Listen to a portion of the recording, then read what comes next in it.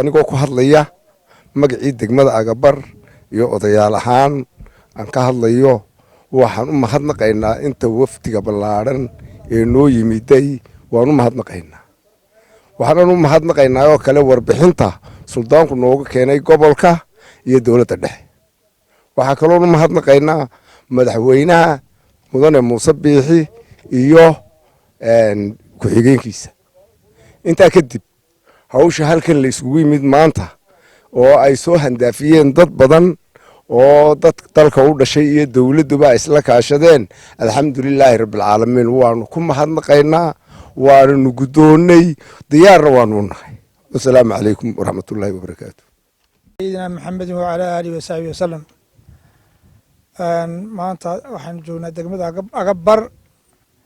odayaasheedii iyo cuqaalshii iyo salaadiintii baa isugu timid iyagoo hawl qaran wada oo u yimid wax danta degmada wadana oo ay wadaan oo ay anugu mahadnaqno oo ah dhismaha MCH-ka lagu kordhinayo marka waxa weeyaan waxaan u mahadnaqnaa dadka soo shaqeeyay dibadda qaar ka soo shaqeeyay oo hantidooda soo horay iyo ciddii dawladda ay ku taageertay iyaduna waxay awoodeeda ahayd maanta waxaanu u fadhinaa inaanu xadhiga ka jarno dhismaha cusub dhagax dhigno dhismaha cusub inaanu dhagax dhigno oo deyrka iyo wixii kale la socdayba uu ka mid yahay marka waa shaqo aanu ugu mahadnaqno ciddii ka soo shaqaysay dibad iyo gudaba waxaanu leenahay ilaahay abaalkeeda ha idin siiyo adduunyadana waa la arki doonaa wanaageeda aakhirana ilaahay xasanaadka idinku daro aad iyo aad bay salaadiinta u mahadsan yihiin oo matalan hogaaminayo suldaan Salmaan uu hogaaminayo soo kalifeen waxa kale isna meesha fadhiya injineer Rashiid oo isna shaqo kale u socda oo islaamuun dhismaha oo insha Allah isna dhismo kale inoo wado dadkaas oo dhan wada mahadnaqaynaa ilaahayna inaga aqbalo waa maalin wanaagsan waa maalin jimca ilaahay caafimaad wax kasta inoogu bedelo qalbigana ilaahay noo caafimaadiyo ogadana ilaahay noo caafimaadiyo cirkana ilaahay noo furo wassalaamu calaykum waraxmatullahi wabarakaatu bismillaahi raxmaani raxiim halkan waxaan ku soo dhaweynaynaa waftiga ballaaran ee uu hogaaminayo suldaan Salmaan dhammaantood halkan aan ku soo dhaweynaynaa midda kale waxaan ku salaaminaa salaanta islaamka assalaamu calaykum waraxmatullaahi wabarakaatu waxaan leenahay halkan hadiyadan hunoo sido suldaanku iyo suldaamaduba ee master baleen kale ee MCH-ka oo dhisma lagu kordhinaya leh aad iyo aad baanu u soo dhaweynaynaa waananu ka gudoonay assalaamu calaykum waraxmatullaahi bismillah alxamdulilah wasalaatu wasalaamu calaa nabiyina maxamed wacalaa aalihi wasaxbihi ajmaciin mahadoo dhan ilaahay baa iska leh inaga dhigay dad islaama iskuna keenay halkan inagoo caafimaad qabna nabadgelyada qaaliga ana haysana ilaahaasaa mahadle mahadoo dhan isagaa leh waxaa kaloon u mahadnaqayaa bulshada degmadan ee sida wanaagsan noo soo dhaweysay iyagana aad iyo aad baan ugu mahadnaqayaa waxaa kaloo halkan aan ugu mahadnaqayaa salaadiinta qiimaha leh ee aanu gobolka ka wada nimid annagoo u soconna inaanu xogogaal u noqonno degmooyinka aanu mas-uulka ka nahay oonu maanta ka bilownay degmadan iyo degmada Daarusalaam oonu imika tegi doonno haddii alla idhaa salaadiintaasi waftiga aanu bilowga aanu imika u nahay oonu isleenahay insha allahu tacaala degmooyinka dalka oo dhan intii aanu mas-uulka ka ahayn inaanu mid walba xogogaal u noqonno oonu maalin u baxno oonu soo ogaano xaaladeeda maantana tan aanu joogno aanu odayaasheedii iyo la kulannay oday dhaqameedkeedii iyo cuqaasheedii iyo aqoon-yahankeedii baa la kulannay wixii xoga hayeenna aanu isdhaafsannay annagu wixii aanu u sidnayna aanu maxaanku dhahaa u gudbinay waxaan aad iyo aad ugu mahadnaqayaa guddoomiyaha golaha degaanka ee Gabiley Maxamed Amiin iyo golihiisa degaanka oo aad iyo aad isku kaaya ag taagay wax ka qabadka degmadan oo muddo dhexdahayd saldhiggii noo dhisay imikana maanta boqolkiiba 70 soo bixiyey wixii ku baxaya MCH-ka aanu u samaynayno deerkaa iyo qolkii stoorka ahaa iyo qolkii waashmaanka oo 70% ay lacagteeda soo bixiyeen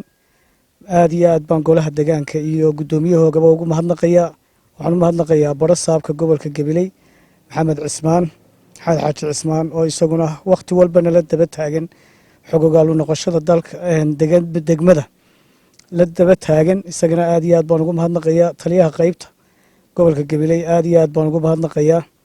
cid kastoo hawsha wax ka soo qabatay aad iyo aad baan ugu mahadnaqayaa waxa kale iyaguna aad iyo aad u mahadsan kolkay ka damqadeen degmada MCH-keeda oo lahayn deer oo xooyawaanku ay soo galayaan hablaha Canada khaasatan Toronto oo ay canab wakiil ka tahay oo iyaguna 3,000 soo gaarsiiyey hablahaasoo noo bilaabay aad iyo aad baan ugu mahadnaqayaa waxaana leeyahay hawshii aad bilowdeen guul bay ku dhammaanaysaa maanta wakaa gobolkii Gabileyna 7,000 ayay soo bixiyeen weliba waxay noo ballan qaadeen wixii kale ee aan u baahnana inay nala daba taagan yihiin maalin dhowna waxay noo ballan qaadeen inay dhagax dhigi doonaan xafiiskii degmada ama meeshii duqa magaaladu uu ka maamulayay oo dhawaan ay noo dhisi doonaan insha Allahu ta'ala taasoo bilicdana ka qayb qaadan doonta degmadana wax qabad weyn u noqonaysa waxaan leeyahay maamulka gobolka Gabiley guuleysta aad iyo aad baad sukaya ag taagteen annaguna waanu idin mahadnaqaynaa saldhiga aad noo dhisteen maanta sidoo noo anfacay idinkuna waad ogtihiin annaguna waanu ognahay deegaanka bulshada ku nool hadday haween tahay iyo hadday odayaal tahay iyo hadday aqoon-yahan tahayba xogogaal bay u yihiin aad iyo aad bay idinku mahadnaqayaan hawl aad lahaydeen baad gudateen dalka oo dhan intii aad mas-uulka ka ahaydeenna sidaasaad wax ugu qabataan ilaahay hanoo kiindaayo ilaahay caafimaadkana ha idiin siyaadiyo waxqabadka aad qabanaysaana kuwa ka abaaliyo allah idinka dhigo aad iyo aad baan iyagana ugu mahadnaqayaa kolley waxay la socda salaadiin badan oo waftiga ka mid ah oo maanta aanu ka bilownay halkan laakiin insha Allah muddo badan aad ogaan doontaan hawlaha aanu ka qaban doono gobolada xogogaal u noqoshada iyo xaaladaha degmooyinka maamulna ay ku sugan yihiin ayaanu ka howlgali doonaa insha Allah ta'ala salaadiinta ayaan ku soo dhaweynayaa waxaan ku soo dhaweynayaa walaalkay Suldaan Cumar isaguna si uu kelmadiisa uga dhiibto halkan aad iyo aadna wad mahadsantiin bismillahir rahmaanir rahiim wassalatu wassalamu ala rasuulillah ama ba'du marka hore Ilaah baa mahad leh inuu suurta galiyay kulankan khayrka ah inoo qabsoomay maalin jimca aynu isugu nimi maalin qaran oo 26 Juuna marka labaad waxaa mahad leh madax dhaqameedka iyo odayaasha iyo degmadan Agabar maanta waxaynu isugu nimi halkan kulankan dhagax dhiga MCH-kan deyrkan ay iska kaashadeen degmada gobolka Gabiley iyo degmada Agabar bulshadeedu iska kaashadeen waa wax lagu farxo waa wax lagu daydo waa arrin fiican oo aad loogu farxo inay dadku isku kaashadaan hawlahoodana qabsadaan waan dhagax dhigaynaa waa maalin jimca barigii hore marka la hayaamayo geediga jimcaha reeraha la rari jiray dowga laga saari jiray si aanu rarka looga dhiginba marka waxa loo tarbuulay waxaanu ka filaynaa inuu magaalooyinka MCH-ka dhakhtarka iyo hawlaha dhami ay saasun dabada loogu qabto inuu tarka odayaasha hore ka reejeyn jireen oo noo noqdo waa maalin jimca waanu ku ducaynaynaa in Ilaahay saa ka dhigo madax dhaqameed baanu halkan ku maraynaa badan oo ka yimi Hargeysa kulli caasimadda ayaanu in badan joognaa inta badan loo badan yahay kulli in magaalada dadka miyiga loo baxana waa muhiim oo dadka laga warhayo oo kuwii miyiga joogay kuwa tuulooyinka joogay iyo degmooyinkana laga warhayo kulba inta la karo tanaanu maanta bilowna la qadiray kulli wixii kalena insha Allah wixii la qadiro waa ku tala jirnaa inaanu ka warhayno waan salaameynaa marti sharafka dhammaantood iyo siday noo soo dhaweeyeen degmada Agabar iyo magaalada oo meel istaraatiiji fiican ku taala oo maalmo rooban oo dhulkuna barwaaqay aanu ku soo hagaagnay assalaamu calaykum waraxmatullaahi wabarakaatuh اللهم صل على نبينا محمد وعلى آله وصحبه وسلم تسليما كثيرا أما بعد وحنا لك السلام يا برشاد اسكوغو تميد الرئة قبر يوفتك قيمها له يوغي يميد عاصمة ee ugu talagalay horumarkeyga iyo kor u kaceega iyo wanaaggeega intaba waan salaamayaa. assalaamu calaykum waraxmatullaahi wabarakaatu. bacda salaam, degmadan Agabar waxaan u nimid maanta annagoo salaadiin badana oo na hogaaminayo Suldaan Salmaan in aanu ogaano degmooyinka aanu xukunno dhammaantood. waxaanu rajaynaynaa inaan wada marno, in aanu ogaano baahidooda iyo waxqabadkooga iyo waxtarkooga iyo waxa ka dhiman iyo waxa u qabsoomay. waxaanu aragnay degmadan Agabar waa degmo koofsatay dhul fara badan iyo fac fara badan. waa degmo koofsatay beerahii biyaha iyo kuwii xoolahaba, beer shafaxeed iyo beer mireed. waa meel istaraatiiji oo aad iyo aad u wanaagsan. nolosha bila'aadmigu waxay ka kooban yihiin biyo, ta koobaad weeyi. ta labaad waa amni, ta saddexaad waa caafimaadka. maanta oo aanu joogno 26 Juun 2020 waxaan u dhagax dhigaynaa meeshii caafimaadka ee ahayd MCH-kii umusha iyo gargaarka degdega. wayna insha Allah way iska kaashadeen degmada iyo gobolku. Allah u siyaado aan leenahay waan u dhax dhigaynaa. waxqabadkuna waa ta kaliya ugu horeysa. marka Allah u siyaadiyo, Allahna caafimaadka ha u taam yeelo, horumarkana Allah gaarsiiyo. waxaanu u soconaa intaa. waxaan ku soo dhaweynayaa Suldaan Ismaaciil Sheekh Cumar. ku soo dhawow Suldaan. اللهم صل على سيدنا نبينا محمد. الحمد لله رب العالمين. إلهي بام هدله إله هالكن اسكوكو كان إنه قال نبض قبنا وعافمات قبنا دقمدن أقبر إلهي اسكوكو كان بام هدله. الحمد لله دولكو روبان شوي جو وناكسن إلهي هالكا إن كاني أيام هدله مر لبعض مر كوادية مر لبعضية مر صدحات بقى. الحمد لله. حالة السفر كيجر واحد دارنيد صلاة تيدا من كسوق عند تيهر جيسا.